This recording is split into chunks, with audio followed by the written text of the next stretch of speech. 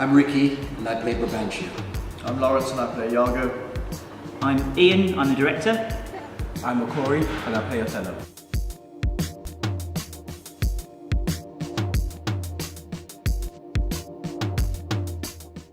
There's a theme of this, like why men feel the need to punish other people, especially women, just for witnessing their vulnerability and what has happened to them in this whatever society, the world we have, is that made them process that and in that way, and made them choose to act in that way and process, vulnerability with anger and with aggression and with shutting it down and attacking it. And I think that's, like, especially in this version, I think it's really interesting the fact that we've got an all black cast. I think it's might highlight the differences between men and women more, maybe. Yes. It's what we're going to explore.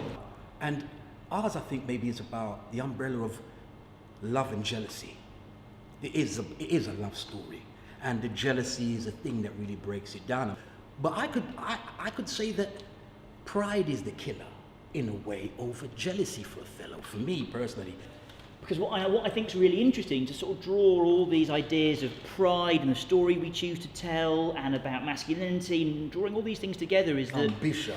Is that Othello thinks, or I'd suggest that there's a particular way he has to talk to Desdemona. There's a different way of talking to Desdemona, whereas what she says to him is, just say what you feel. So tell me what you're feeling. But men don't speak like that, and especially in the military, it's all machismo stuff, isn't it? I think the opportunity that we get to shine a light on a different focus of racism, Yes. rather than in terms Yes. of black versus white, or black, in terms of that question, is actually within the black culture and the black race, like the differences there.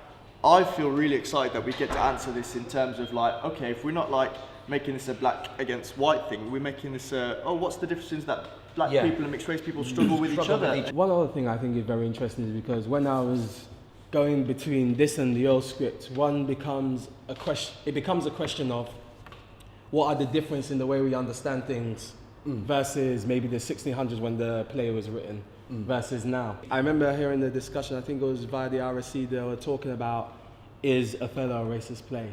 And one person argued that race wasn't understood the same way back then. But that doesn't necessarily excuse that now we understand certain things. Maybe the way in which it works. Does that negate it from being this, or does it? So the questions become different. I think it's quite a duty as well, never to try to... You have to deal with it, I think. You have to deal with it in some way, in the way that we understand, because I think that's the work also.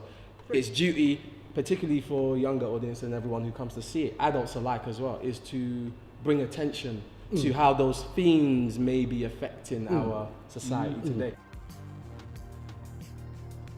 Yeah, this play feels a lot closer to today than it does perhaps its original time. Everything is very neatly tied up at the end of Shakespeare's.